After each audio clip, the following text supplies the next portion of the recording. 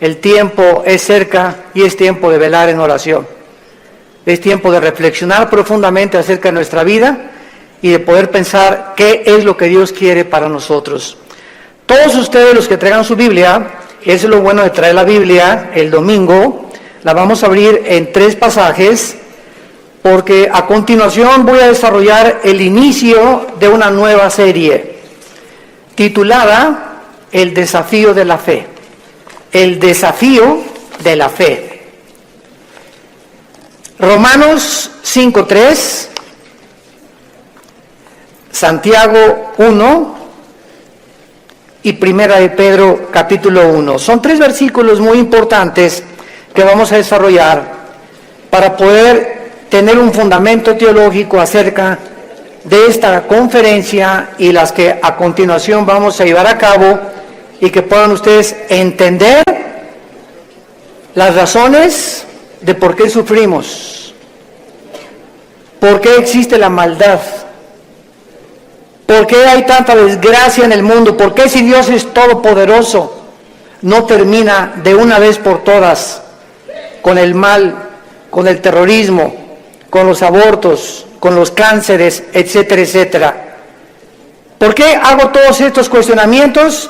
Porque hace menos de una semana murió un grande astrofísico inglés llamado Stephen Hawking. Fue educado en la Universidad de Cambridge, casado 2 veces con más de 3 hijos. La primera esposa fue cristiana, abandonó a la primera esposa para casarse con la segunda, que era su enfermera. Murió a los 76 años, a los 23 años de edad lo diagnosticaron con una esclerosis tremenda, atrófica, y le dieron menos de 2 años para vivir. Y sin embargo vivió 50 años más, 76 años murió. Y lo más irónico del caso de la vida de este grande astrofísico inglés fue que su esposa, cuando lo metieron y lo entubaron 2 veces a los 20 y tantos años y después a los 40 y tantos, y le dijeron en el hospital que ya tenían que desconectarlo porque ya no podía vivir, ella se puso de rodillas e intervino ante el trono de la gracia, y llegaron los doctores y le dijeron: es que esto es un milagro. Y la segunda vez que otra vez lo vuelven a conectar porque ya estaba a punto de irse de este mundo, su esposa vuelve a arrodillarse en oración para salvarle la vida. Él supo que su esposa estaba de rodillas orando por él, y cuando él tuvo esta oportunidad de poder decirle a Dios: gracias porque me concedes la vida, se siguió burlando de ella. Y las palabras de él a su esposa fueron las siguientes: yo no hago caso a la religión porque es la ciencia la que nos da la verdad. Me dio mucha tristeza que antes de morir haya muerto negando a Dios y declarando que Dios no es el creador del universo. En ese momento, cuando escuché este programa de televisión, porque fue a través de las noticias que escuché esto, inmediatamente vino a mi mente la vida de más grandes astrofísicos que él, que fueron cristianos. Él argumentó que era porque la verdad estaba en la ciencia, y sin embargo Blaise Pascal, astrofísico francés, escribió cantidad de tratados acerca, y no era un religioso, era un cristiano. Blaise Pascal confesó, y en sus libros lo dijo: Jesucristo es mi Señor y mi Salvador. Nadie se puede comparar en la astrofísica con Blaise Pascal. Y después tenemos a Isaac Newton. ¡Qué tremendo! Isaac Newton, que comienza a postular las leyes de la famosa gravitación. Cristiano de los pies a la cabeza, y muere alabando a Dios y dándole gracias a Dios por la muerte de Cristo. Louis Pasteur, siglo XX, un famoso doctor, experto en medicina, y el legado que él dejó a la ciencia fue impresionante, cristiano. Y finalmente Alberto Einstein, que fue famoso cuando dijo: Dios no juega con el universo como si jugara los dados. Todos estos hombres fueron cristianos y creían en Dios. Los filósofos de hace 2150 años aproximadamente, 150 años antes de Jesucristo, Aristóteles, que fue el maestro de Alejandro el Magno, Platón, Sócrates, Demóstenes, creían en un Dios, por lo menos dijeron, pienso, luego existo, luego vivo, esta causa no puede estar dentro de mí, esta causa tiene que estar fuera de mí, tiene que haber algo, llámale la fuerza, una entidad superior, pero tiene que haber algo que trascienda, que es Dios. Aunque no lo pudieron nunca ubicar, el apóstol Pablo en Hechos 17 se enfrenta con los atenienses filósofos, discípulos de un gran hombre que se llamaba Zenón, y los discípulos eran los epicúreos y los estoicos. Y Pablo en Hechos 17 les demuestra y les dice, ustedes adoran un Dios porque tienen un monumento altísimo que decía al Dios desconocido. O sea, ellos lo único que sabían es que tiene que haber una causa detrás de la existencia, del mundo y del universo. Pero llegamos al siglo XX, donde se levantan Friedrich Nietzsche, Jean-Paul Sartre, Bertrand Russell, Richard Dawkins y finalmente este astrofísico que muere diciendo que Dios no puede existir ni ser el creador del universo. ¿Saben ustedes por qué el astrofísico Stephen Hawking negó a Dios antes de morir? Simplemente porque no pudo explicar sus sufrimientos. Su esposa lo dijo, la primera esposa, Stephen está enojado con Dios, con un Dios que no existe. Se amargó contra alguien que no existe. Y siempre estuvo repelando, ¿verdad? ¿Por qué? Si Dios es Dios, no lo sanaba y no lo levantaba de esa silla de ruedas. Hace poco ustedes escucharon el testimonio de Nicky, un muchacho sin brazos y sin piernas. Nació con el puro tronco nada más. Y cuando oye su testimonio dice que a los 8 o 9 años de edad, como no podía suicidarse, se metió y con la boca abrió la llave del baño para ahogarse. Y en ese momento él reaccionó y dijo, ¿pero qué es esto? Y comenzó a gritarle, Dios, si existes, dime la razón por la cual me trajiste hacia el mundo, sin brazos y sin piernas. Y entonces él entrega a los 11, 12 años de edad su vida a Jesucristo, y no se imaginan ustedes los millones de almas que este muchacho, Nicky se apellida, ¿verdad? Nicky ha ganado en el mundo. Aquí lo tuvimos en México y mi esposa y yo, su esposa es mexicana, y se han discipulado con nosotros desde hace muchos años, la esposa de él y la familia de ella también. Ahora ya van a ser papás otra vez, así como lo ven, pero juguetón. Gracias a Dios por su vida.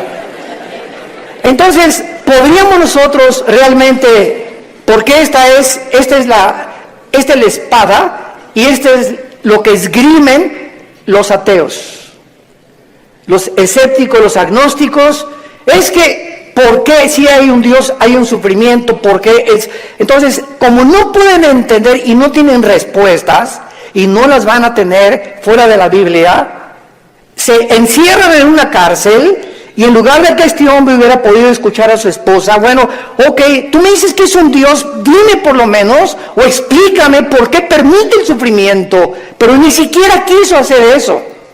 Negó completamente todo contacto con la Biblia.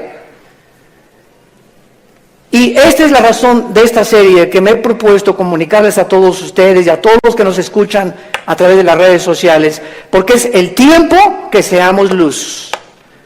El mundo está pidiendo respuesta a los políticos, astrofísicos, ateos, agnósticos, escépticos, etcétera, etcétera. Las universidades en Latinoamérica están llenas de ateos, infectando las mentes de nuestros hijos, incitándolos a una revolución, incitándolos a la violencia, porque ellos creen que a través de esta violencia y de este idealismo pueden ellos hacer un cambio en México social, o en Veracruz, o en cualquier otra nación. ¿Por qué? Porque hay un idealismo en la juventud que no tiene respuestas, y nosotros somos la luz del mundo. Ya es hora que brillemos, y es hora que levantemos la lámpara. Todos los 70s, 80s y 90s del siglo XX persiguieron a la Biblia, persiguieron al cristianismo, persiguieron a los pastores en Latinoamérica. Yo recuerdo cuando fui a la universidad a la conferencia en la Facultad de Filosofía y Letras, cómo querían burlarse todos. ¡Ay, ya llegó el padrecito! Así me decían, ya llegó el padrecito. A ver de qué nos va a hablar el Padrecito, porque como ellos no tienen respuestas, creen que nosotros tampoco las tenemos. Y cuando nos enfrentamos a auditorios y les demostramos que hay más evidencias científicas en la creación bíblica que en la famosa teoría de la evolución. Cuando alguien te diga y tú le preguntes, bueno, ¿cuál es tu punto de vista, tu perspectiva de cómo te imaginas que creó el universo? ¿Qué te van a contestar? Pues por ahí anda una enseñanza, una ideología que se llama el Big Bang, o la grande explosión traducida. ¿Y qué significa esto? Que pues los físicos y se imaginan, porque no se puede probar científicamente, que pues comenzó con una explosión en el universo. Y entonces de esa explosión se formó todo lo que nosotros vemos. Cuando las propias leyes de la física, la primera y la segunda ley de la termodinámica, contradicen el Big Bang. Virgen del Socorro. Me atrevo a decir esto. La misma física que dice la primera ley de la termodinámica, nada se crea, se destruye. La segunda ley, todo tiende al desorden, a la oxidación, a la destrucción, a la corrupción. Nunca del desorden se ha formado el orden, por el amor de Dios. Entonces, ¿cómo podemos estar defendiendo una teoría que la aceptamos ciegamente? Porque mi maestro me la enseñó. Porque tu maestro no tiene ninguna otra explicación. Y como dijo Dion Teofilito, como decimos aquí en México, ni la tendrán si no vienen a la Biblia. Porque por medio de la ciencia y por medio de la intelectualidad, que es limitada, el ser humano no puede traspasar y trascender la dimensión espiritual, la dimensión del mundo invisible. Entonces, el intelecto choca contra las cosas que no entiende y al llegar ahí se vuelven locos. Entonces no puede el ser humano comprender la inmensidad del universo que nos rodea, ni los caminos ni los pensamientos de Dios, porque son más altos que los nuestros. Dios tuvo que bajar hace 2000 años en la persona de Jesús para Él comunicarnos y revelarnos los secretos que se encuentran detrás de su universo, de su soberanía, de la tierra, de dónde venimos, los animales, la genética y la ciencia, que continúan como demostrando y comprobando simplemente que la Biblia tenía la razón. Y es hora de hablar, y es hora de tener una confrontación directa, porque el mundo se está hundiendo en la confusión teológica, en la confusión ideológica. Los gobiernos los invitamos al próximo desayuno en junio, ya les dieron su volante, titulado El fracaso de los gobiernos humanos. Otra vez, ¿verdad? Vamos a examinar todos los gobiernos, nazismo, fascismo, monarquías, democracias, etcétera, etcétera. ¿Por qué ninguno ha funcionado? ¿Por qué siguen peleándose? ¿Por qué ahorita ya los partidos políticos en todas partes del mundo, ya sus convicciones, los estatutos de los que formaron sus partidos están deshaciéndose y contagiándose con el otro? Es como si nosotros dijéramos, soy cristiano, pero me voy a juntar con los mormones y con los musulmanes. Cuando los principios de los musulmanes, los principios de los mormones y el cristianismo se contradicen unos a otros. Entonces, ¿creo realmente que mis convicciones son reales y es la verdad? ¿O necesito otras ideologías porque no estoy seguro de lo que yo creo? Es una tristeza, se están derrumbando ante nuestros ojos todas las ideologías y todas las filosofías del mundo. Los sistemas de pensamiento están confundidísimos como jamás lo habían estado.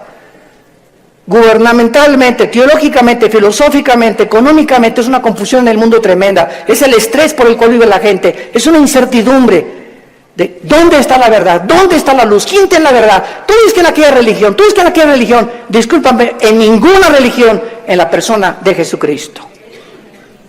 Porque tú puedes tener X religión sin tener la verdad, ni tener al Hijo de Dios en tu vida. Él fue el que vino y nos dijo: no los católicos, no los evangélicos, no los nazarenos, no los mormones. Jesús dijo: yo soy la verdad. Y cuando Él entra a tu vida, se te caen las vendas. Y de alguna forma el entendimiento se nos comienza a expandir. Y solo Dios, el Espíritu Santo, puede hacer que nuestra mente se abra para que cuando vengamos a la Biblia podamos entender, porque la Biblia, el autor es el Espíritu Santo, necesito al Espíritu Santo morando en mí para comprender los pensamientos de Dios. Ven a la Biblia sin el Espíritu Santo y vas a chocar contra los pensamientos de Dios, porque el hombre natural no entiende las cosas del Espíritu, porque para él son locura, porque estas cosas no se intelectualizan, estas cosas se disciernen espiritualmente. Veamos otros pasajes a continuación que nos van a servir de base para poder dar una explicación y comenzar ya a levantar la bandera de la fe. Dice en Romanos 5, versículo 3, y no solo esto, sino que también nos gloriamos en las tribulaciones, sabiendo que la tribulación produce paciencia. Alguien viene sin el Espíritu Santo y lee este versículo, la conclusión a la que llega dice, esto lo escribió un loco. ¿Cómo puede alguien que está atravesando tribulaciones o problemas gloriarse? Inmediatamente se enfrenta a esta persona con una pared. Pero es que esta persona no entiende que las próximas palabras es que estas tribulaciones y estos sufrimientos, Dios los está usando para formar nuestro carácter, que si no sufrieras, de otra manera no podrías aprender muchas cosas en la vida que solamente a través del sufrimiento se aprenden. Dice Salomón en Proverbios, el sufrimiento purifica el corazón. Esta es la razón por la cual comenzamos ya a entender, y cuando comenzamos a entender los pensamientos de Dios, y aunque no vamos a estar libres del sufrimiento, por lo menos Dios va a entrar a nuestra vida y nos va a dar una esperanza para que en ese valle de sombra y de muerte tengamos paz. Para que en medio de las tribulaciones que tú estás atravesando, y en medio del divorcio que estás ahorita enfrentando, y el abandono de tu esposo, y el abandono de tu esposa, y el abandono de tus padres, por lo menos en medio de ese horno de fuego que tú estás atravesando, Jesús está contigo. Y aunque no se va a acabar hasta que Él venga todas estas cosas, Él nos da la fuerza para resistir hasta el final con gozo. Y la paciencia solamente es el fruto de las pruebas y las tribulaciones. ¿Se imagina lo que la Biblia dice? ¿Y para qué quiere la paciencia, Señor? Si no tienes paciencia, te vas a casar con el chavo equivocado. Si no tienes paciencia, te vas a casar con la muchacha equivocada. Si no tienes paciencia y eres una persona impulsiva que compras y vendes, etcétera, etcétera, sin meditar ni reflexionar nada, vas a comprar la casa equivocada, el carro equivocado, el viaje que Dios no quería que hicieras lo vas a hacer por tu impaciencia, porque por naturaleza somos impacientes. Entonces la Biblia nos comienza a abrir los ojos y nos dice, espérame tantito, la paciencia es una virtud elemental para que puedas tomar decisiones y no te arrepientas el día de mañana. Pues yo quiero la paciencia, Señor. Viene entonces el fuego de la prueba. No tengas miedo de las tribulaciones. Mi esposo, hermano, parece un martillo conmigo, y duro, y duro, y duro, y duro. Hermana, pues mientras más, te está haciendo tu esposito, sin que te des cuenta, estás desarrollando una capacidad para aguantar. Que si no quieres hacer eso, pues sácate un cuchillo y vete sobre él entonces. Y acaba con tus problemas. Hace muchos años, quiero irme con mucha calma con estas conferencias porque son muy importantes y tratar no se imaginan, oren por nosotros, por mi esposa y por nosotros, nuestros hijos. Necesitamos mucho de las oraciones de todos ustedes y le pido a Dios mucha oración, que siempre que yo estoy enfrente de un público pueda yo tener la capacidad de explicar su bendita y profunda palabra. Hace muchos años había un dramaturgo inglés llamado Oscar Wilde. Y él hizo muchísimas obras de teatro. Yo me acuerdo, tenía como 18, 19 años de edad, formé parte de un elenco teatral llamado Hamlet. Y en una de las cosas que yo tenía que declarar durante el escenario, en el teatro, representando a Hamlet, ¿verdad? Dice así la obra de William Shakespeare: morir, dormir, no más. ¿Qué es más levantado para el espíritu? ¿Levantar las armas contra un piélago de calamidades y haciéndole frente a acabar con ellas? ¿O esperar el sufrimiento y dormir y morir, no más? En otras palabras, este dramaturgo, que no era cristiano, pero creía en Dios, Oscar Wilde, y tenía problemas morales, ¿verdad? No nos vamos a meter con eso ahorita. Oscar Wilde pudo entender que en la vida es o mueres o vives. Ahora, escojo vivir, aguántate. Le decía a mi papá, no chille, agarre piedras. Estamos vivos, no es Disneylandia, por el amor de Dios, ya madura. No es Reino Aventura. No estamos en el milenio todavía, estamos en un mundo de una raza humana caída, donde hay pecado, muerte, oscuridad, sombras, tristeza, enfermedades, violencia, etcétera, etcétera. Y vamos a través de esta serie a explicar por qué permitió Dios esto, y nos vamos a dar cuenta, cuando veamos la explicación de Dios, vamos a levantar las manos, te voy a decir: Señor, profunda es tu sabiduría y tu gracia y tu misericordia. Cuán profundos son tus pensamientos. Y yo era como era porque no entendía. Ahora entiendo, Señor, y te alabo y te bendigo. Y va a venir una paz sobre tu vida que sobrepasa el entendimiento, que te va a dar la fortaleza de seguir viviendo para Jesús. Y este es el propósito de esta serie que he tratado de preparar para todos ustedes y los que nos escuchan. Las tribulaciones nos producen paciencia. Necesitamos la paciencia. La segunda es Santiago capítulo 1, versículos 2 y 3. Santiago capítulo 1, 2 y 3. Hermanos míos, otra vez parecía que estuviera loco Santiago, de cual fumó. Tengan por sumo gozo cuando se hallen en diversas pruebas. ¿Quién puede llegar a esa conclusión, verdad?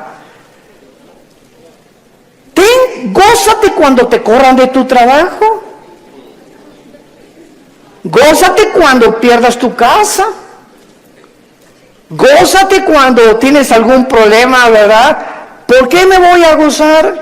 Porque esa prueba que estás atravesando está produciendo paciencia. Otra vez, Santiago está de acuerdo con Pablo para poder, con diferentes palabras, decirnos que las pruebas producen paciencia. Entonces tú llegas a tu casa con tu esposa: ¿qué crees, mi chenchita? ¿Qué, mi amor? Estás tan contento, te veo, te ascendieron de puesto. No, mi amor, al contrario, me corrieron. ¿Quién podría reaccionar así? Nadie, ¿verdad? Ni marihuano. Nadie podría reaccionar de esa manera, más que un cristiano que vive en el Espíritu. Y la esposa: oye, pero ¿sabes una cosa? Esto no es para que te pongas contento. Sí, mi amor, ¿sabes una cosa? Porque acuérdate de Romanos 8:28. Todas las cosas contribuyen para nuestro bien. Y no me corrieron porque haya sido ladrón, borracho, parrandero, jugador, defraudador. Me corrieron, ¿verdad?, por política, lo que tú quieras. Pero ¿sabes por qué me gozo, mi amor? Porque creo en lo que dice la Biblia. Ahorita mi única reacción se había llegado: vieja, sácamela de don Julio reposado. Y vamos a ponernos los dos hasta atrás. Esta vida no vale gorro. Vamos a divertir, que nada, y que Dios ni qué cristianismo. Esa es la otra reacción. Y comenzar con la autolástima y comenzar a amargarte contra Dios. ¿Te das cuenta? Entonces, en lugar de que tomemos esa actitud, la Biblia nos muestra que nos enfrentemos a los problemas con otra actitud, porque cuando Dios ve que tú enfrentas esa actitud y que tú llegas a tu casa y: Señor, gracias, te alabo, yo no entiendo por qué me corrieron, lo único que sé es que tu palabra dice: no desmayes, no tengas miedo, yo soy tu Dios, nunca te dejaré, nunca te abandonaré. Y estoy seguro que viene un trabajo mucho mejor que el que yo tenía. En el momento en el que Dios ve desde el cielo que nuestra reacción aquí en la tierra es diferente a la de los demás seres humanos, Dios nos bendice.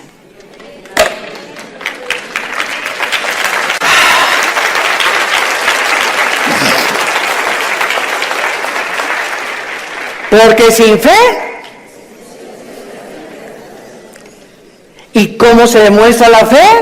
Actuando al contrario de nuestros sentimientos y emociones. Hebreos 11:6. Y el versículo 1 de Hebreos 11 dice, y la fe es la certeza de lo que se espera, la convicción de lo que no se ve. Veamos y metamos aquí un microscopio. La fe está relacionada con el futuro y con lo invisible. Es una certeza, es una seguridad de algo que está adelante de mí, que estoy esperando. Y aunque yo no lo vea, estoy seguro que viene a mi vida.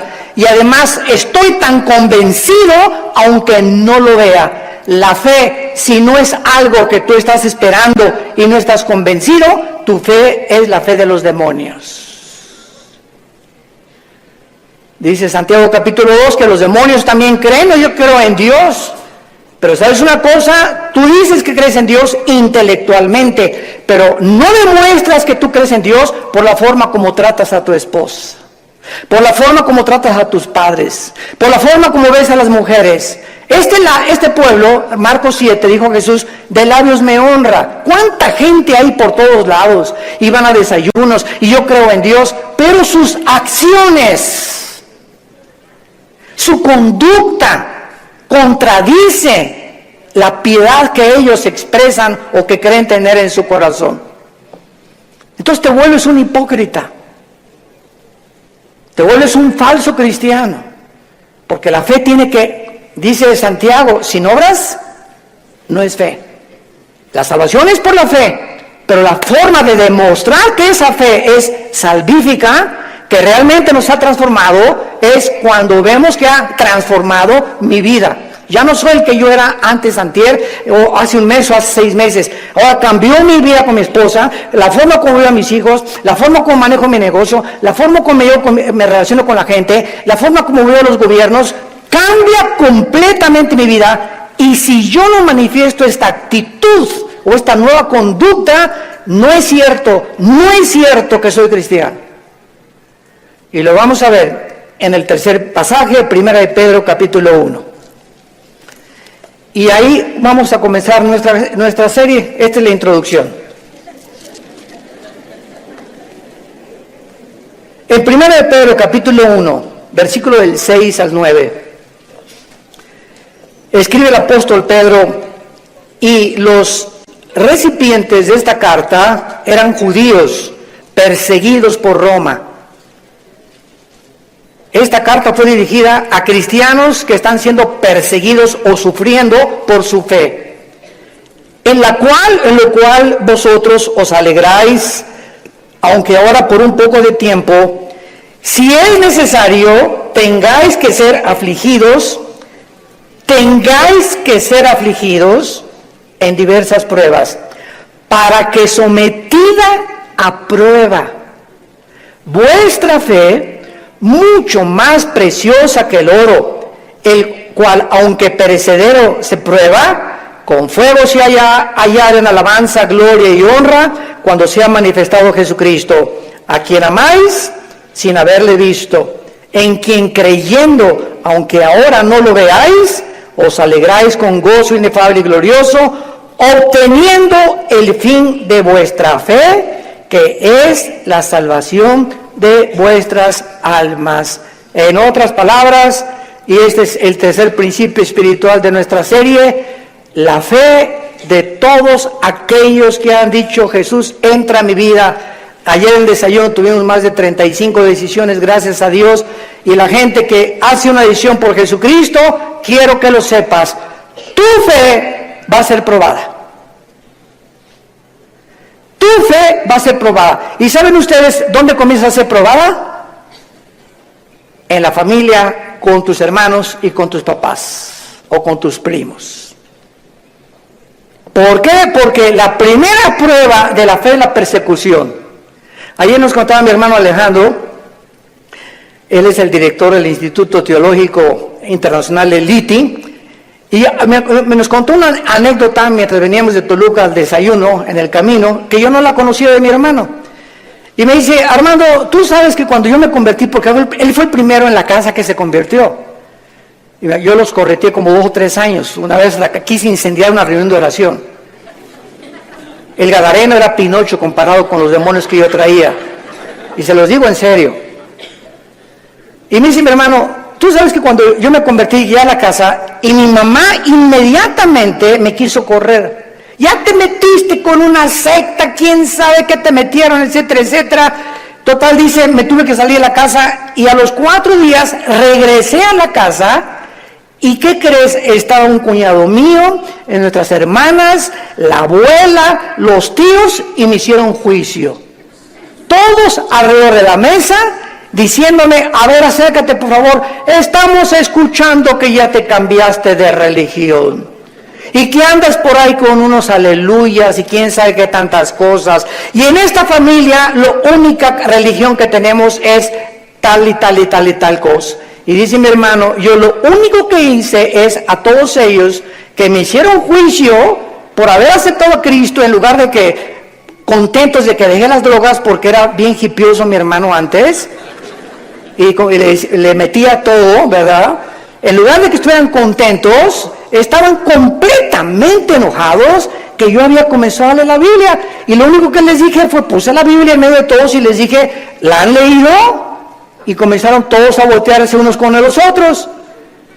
No, Chepo.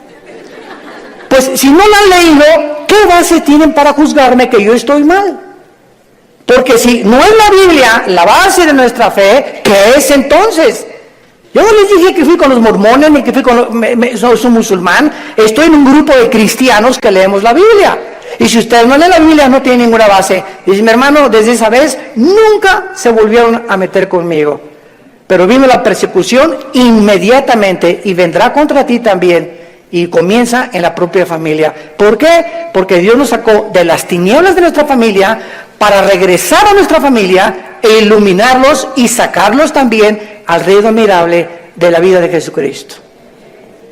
Y si tú en tu familia no eres una luz, y en tu medio donde trabajas no eres una luz, y no estás dando testimonio de Jesucristo, tu cristianismo es religioso nada más. Y recibirán poder. ¿Para qué? Para poder enfrentar al mundo. Sin ese poder no se puede enfrentar al mundo. Hechos 1:8. Y recibirán al Espíritu Santo y me serán testigos. Entonces, vemos nosotros que tiene un propósito todo esto. Muy bien, vamos pues a comenzar esta serie con las siguientes declaraciones y reflexiones. No cabe duda que vivimos en un mundo completamente disfuncional. No hay un solo matrimonio funcional. El matrimonio es la unión de 2 extraterrestres. Pero por si fuera poco, 2 extraterrestres que ninguno se conoce ni se entiende el uno al otro. Y vas a tener 60 años de casado, como dijo un gran predicador hace algún tiempo en un estadio en Estados Unidos que lo escuché. Yo tengo 60 años de casado más o menos y sigo sin entender a mi esposa. Y como dijo Dios Teofilito, ni las vamos a acabar de entender.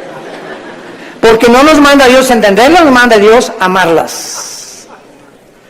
Entonces, cuando nosotros comprendemos esto, que no hay un matrimonio, o sea, no hay un matrimonio perfecto, es lo que quiero decir. No hay un matrimonio donde todo, en la luna de miel, John Travolta, y se casó con esa muchacha que se parece a la Madonna, y vamos a ser felices, y qué guapo, ¿verdad? Y tiene coche. Todo eso desaparece después de la luna de miel. Comienzas a enfrentarte con una persona imperfecta, de los pies a la cabeza. Peor todavía si no son cristianos. Si con cristianos se lucha y se sufre, imagínate no siendo cristianos, ¿no? Por eso hay tantos divorcios. Entonces te enfrentas con una persona, con una mujer, que no sabes cómo tratarla, no sabes, de todo chilla, no sabes por qué chillan las mujeres de todo.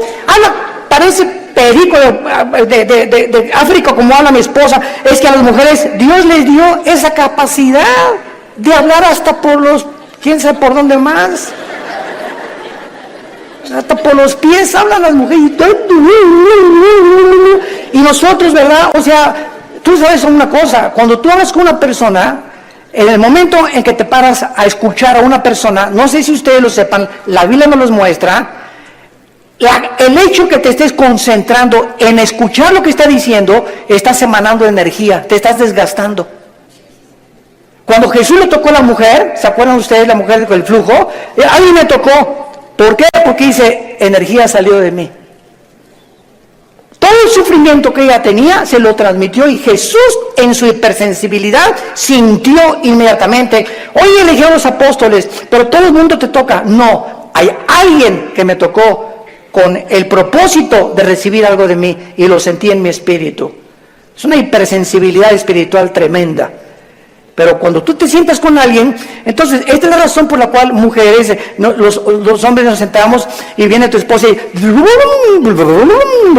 15, 20 minutos y a los 10 minutos no tenemos la capacidad, yo no sé cuántos de ustedes sean superhéroes, ¿no? Pero la mayor parte de los hombres no tenemos la capacidad de oír más de 10, 15 minutos. Comenzamos, sí, amén, gloria a Dios, mi amor. Sí, es cierto, sí, te amo, tienes toda la razón, ¿no? Comenzamos ya con el avión, etcétera, etcétera. Pero ustedes las mujeres, mi esposa se junta con otra mujer, cuando se juntan las pastoras, y 6 horas sin parar. Yo llego a los restaurantes, me recoges a las 7, y sí voy a las 7, y ahí está, hoy mi amor, te dejé a las 2 de la tarde, y sigues en la mesa platicando con ellas. Y se despiden y están en la puerta del restaurante, bye, y en la noche llega y le siguen hablando por teléfono. Señor mío y Dios mío, Jesús me dijo, soy el burrito que los acompaña. Así son. Dejémoslas, felicitémoslas, pero no las contradigamos, mucho menos, porque así las hizo Dios. Las mujeres tienen 7 días al mes que sus hormonas cambian drásticamente en la famosa menstruación. Y durante esos 7 días no te atrevas a decirle nada. No te atrevas a tocarla tampoco, ni sexualmente tampoco, porque está prohibido en la Biblia. Son tiempos en el que vuela la mosca y se ponen a llorar, hipersensibles. Es una semana en la que hay que yo te llevo el desayuno a tu cama, mi amor, yo le voy a lavar los trastes, yo te lavo la ropa del bebé o lo que sea, ¿verdad? Y comienza el hombre a entender la naturaleza femenina, que no estamos para que ellas nos sirvan, no son nuestras esclavas ni nuestras sirvientas, y cuando comenzamos a darles lo que ellas necesitan, porque las comenzamos a comprender, es cuando vienen las bendiciones de Dios. Es cuando vienen las bendiciones de Dios. ¿Por qué estamos haciendo así? Y no somos mandilones, eso no es ser mandilón, lo hacemos porque Dios nos dice, ama a tu mujer como yo te amé desde la cruz. Con un amor sacrificial. Y cuando yo debo sacrificarte por tu esposa, te voy a bendecir como no te imaginas. Porque el mal que le hagas a tu esposa, se te regresa. Es como un boomerang. Se te regresa, dice en Efesios capítulo 5. Nadie aborreció su propia carne, sino que la cuida y la sustenta como Cristo a la iglesia. El daño, las groserías, los gritos, el adulterio mental que traes contra tu mujer, se te regresa y detiene las bendiciones de Dios. Y vas a comenzarte a encontrar desesperado, ya no te puedes gozar en las pruebas, en las tribulaciones, ya no tienes paz, ¿verdad? ¿Por qué? Porque necesitas otra vez venir a la cruz y pedirle perdón a Dios por la forma como has tratado a tu compañera, a tu amante, a tu esposa, a la madre de nuestros hijos. Ahí viene, ¿por qué lo hacemos? Por la fe. Y sin esta fe es imposible que yo agrade a Dios. Vivimos un mundo disfuncional, tenemos que entender esto. Y todas estas circunstancias nos hacen volvernos a la pregunta, que es la que vamos a desarrollar en esta serie: ¿por qué Dios no detiene la maldad? Muy buena pregunta, muy válida filosóficamente. ¿Por qué Dios no detiene tanta destrucción y tantos sufrimientos? Es la pregunta que permanece en las mentes de la mayor parte del ateísmo, y muchas veces no solamente los ateos, sino también de los mismos cristianos.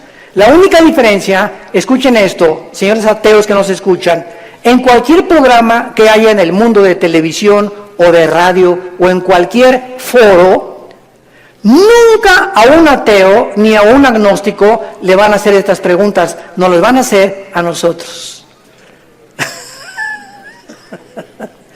Porque los ateos no tienen respuestas. Y como no tienen respuestas, por eso se enojan contra Dios, y por eso se amargan, y por eso dicen que son ateos.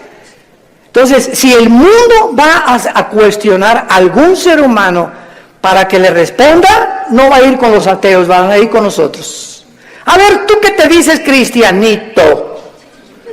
Dime esto y esto y esto. Hace mucho les conté un incidente que lo he repetido así. Una vez estaba platicando sobre el ateísmo en el Hotel María Isabel, salimos del desayuno hace algunos años y me aborda una persona en el elevador, pero así, ¿verdad? Usted se hacía mucho gusto, ¿cómo está? Ya entramos al elevador juntos. Usted dice que es todopoderoso, ¿verdad? Pero con esa actitud, ¿verdad? Usted dice que es todopoderoso, ¿verdad? Sí, efectivamente, Dios es todopoderoso. Y si es todopoderoso, ¿por qué no acaba con el diablo si él tiene poder? Y le conocí porque comenzaría con usted.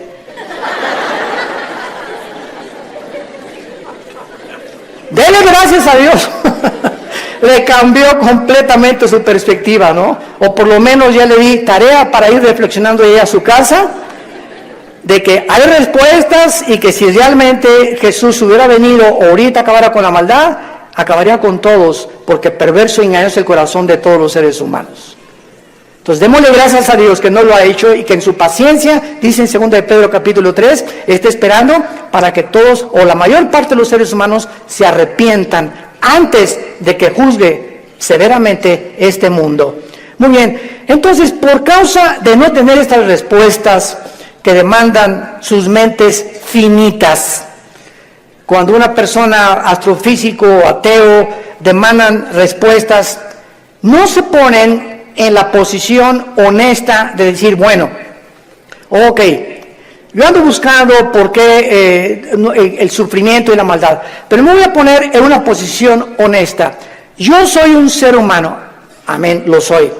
Si soy un ser humano y si existe Dios, es lógico, vamos a decir una línea lógica elemental, es lógico que sea un ser sobrenatural y sería imposible poder comprender los pensamientos, así como un niño no comprende los pensamientos de su padre, ni de un filósofo.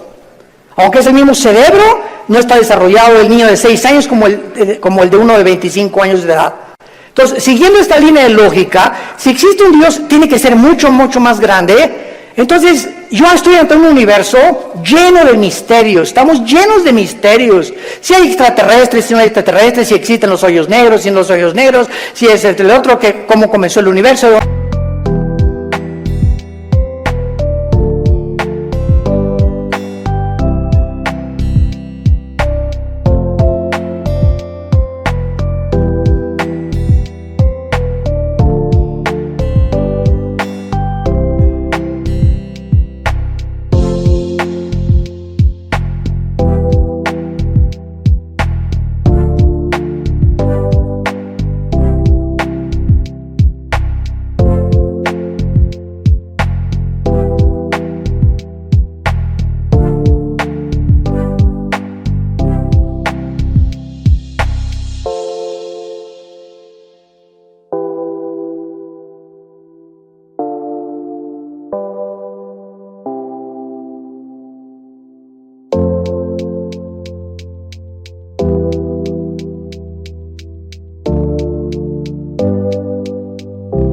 Venimos, estamos llenos de misterios.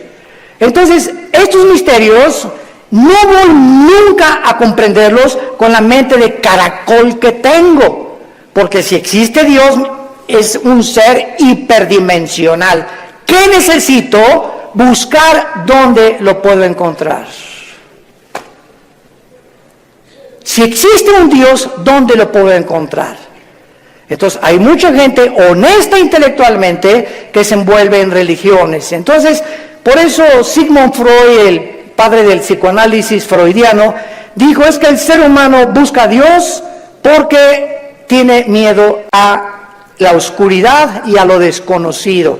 Y entonces este temor inconsciente, escribió Freud, es lo que impulsa a muchos seres humanos a buscar a un Dios.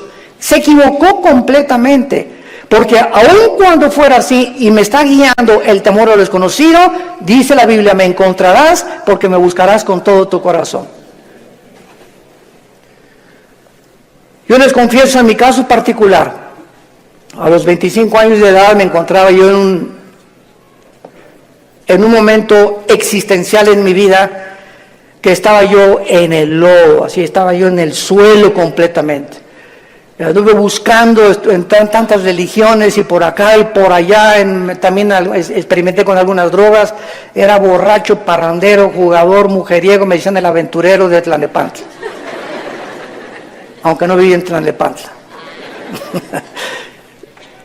Y a través de esta crisis existencial, mi hermano ya se había convertido, mi hermano Alejandro, y caí de rodillas un día porque los amenacé, llegaba mi hermano con los cristianos, Armando, arrepiéntete, mira, ustedes están locos, y llegaban ahí, ¿verdad? Y hasta comenzaron a peinar, en ese tiempo se comenzaron a peinar como Jesús, así, y se ponían hasta unas túnicas blancas, y me parecían locos, freaks, como le decimos en inglés, ¿no? Y dije, no, están más locos que nada, es la nueva onda, ¿verdad?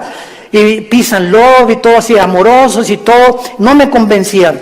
Hasta que llegó esta crisis existencial en mi vida, en la que ya no tuve más que hacer, intenté quitarme la vida 2 veces, ya no quería vivir, dije, no hay propósito, significado en mi vida, y en esa crisis caí a las 4 o 5 de la mañana, recordando las palabras que siempre mi hermano, antes de irse a la casa, oraban por mí.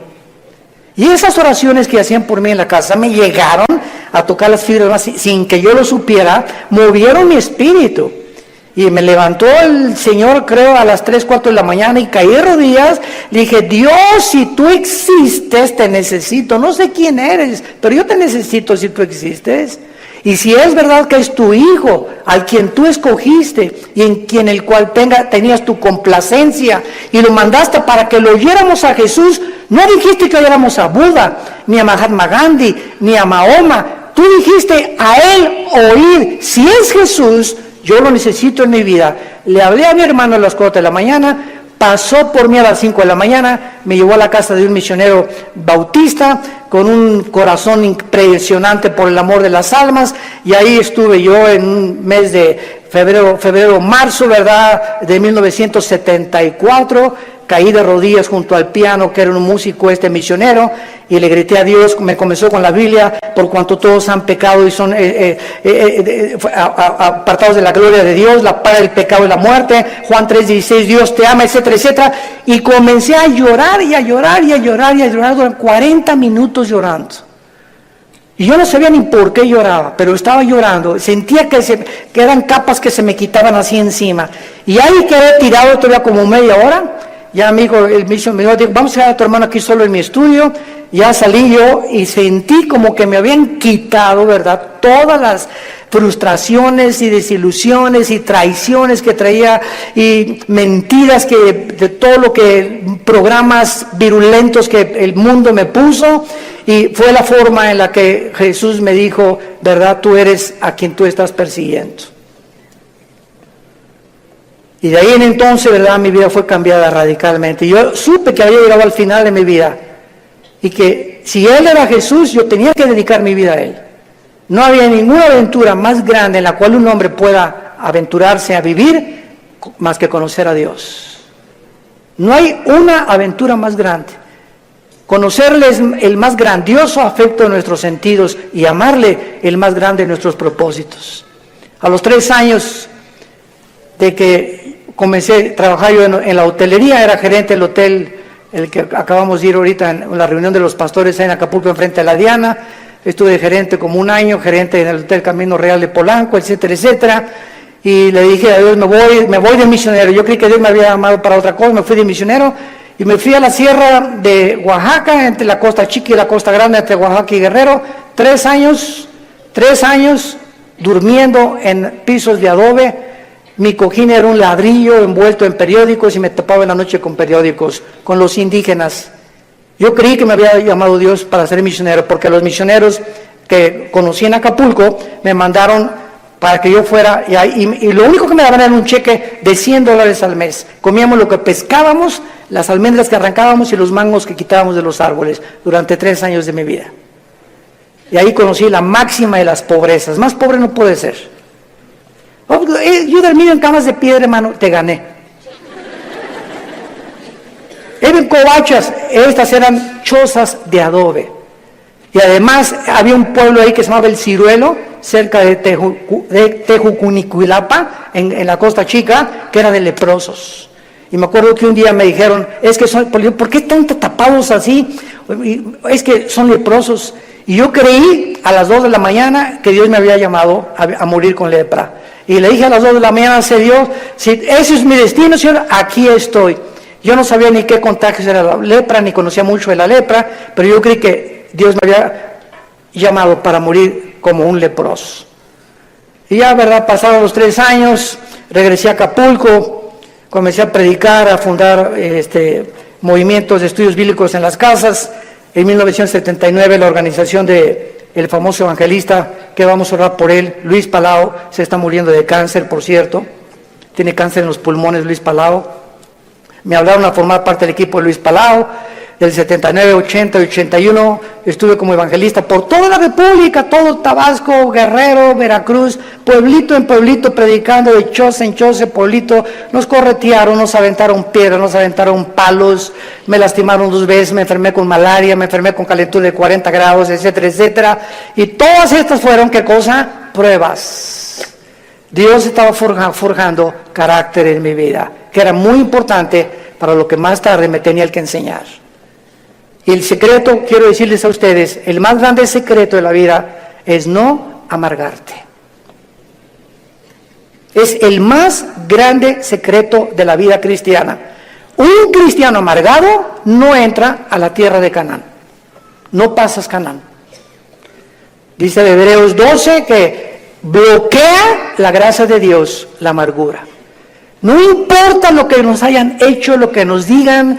Me acuerdo en los 80s cómo nos calumniaron, me dijeron que me había casado 4 veces, que tenía hijos hasta en Iztapalapa, quién sabe. Bueno, es increíble, y todavía me dicen que de vez en cuando han oído esos rumores, ¿no? Ya le gané a Salomón.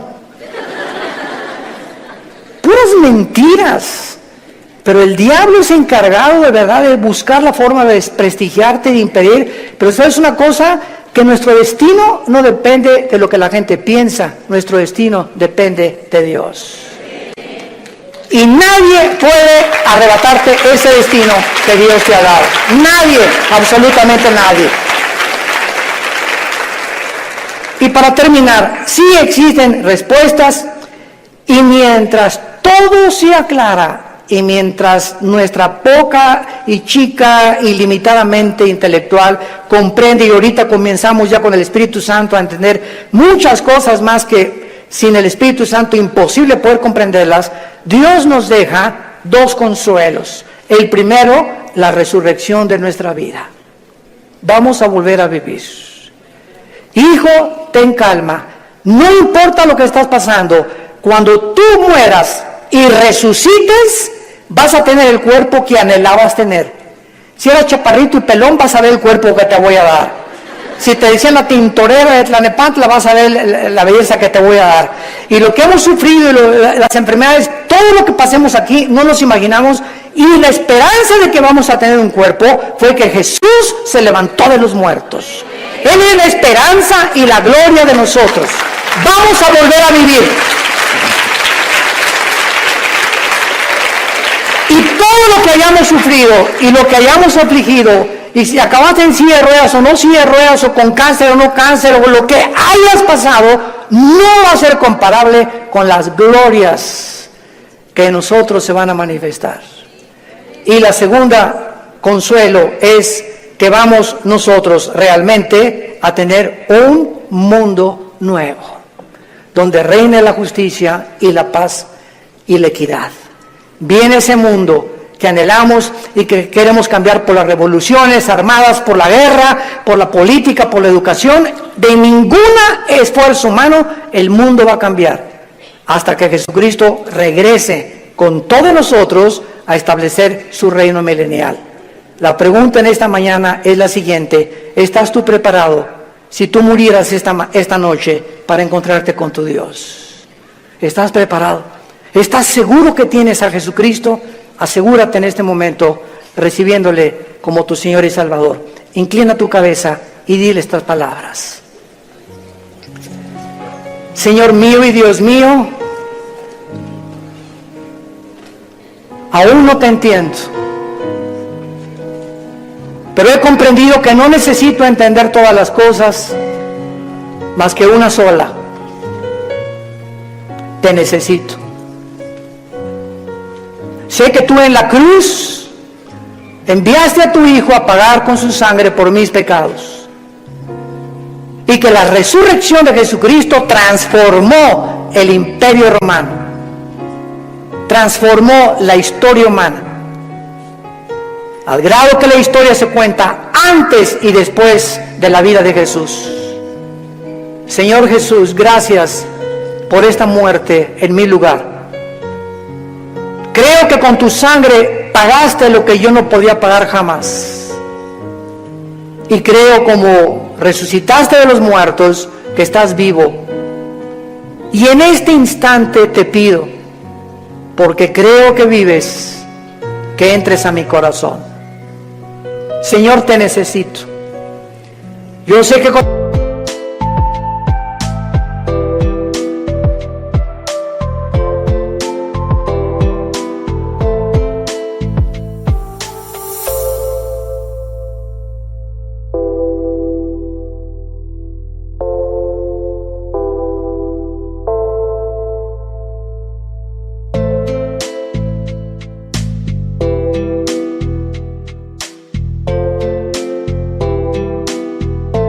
el tiempo comenzarán a caerse las cortinas de mi mente y comenzaré a comprender más y más cosas que ahora no entiendo, pero lo único que sé es que te necesito, que moriste en mi lugar y que nunca me dejarás ni me desampararás.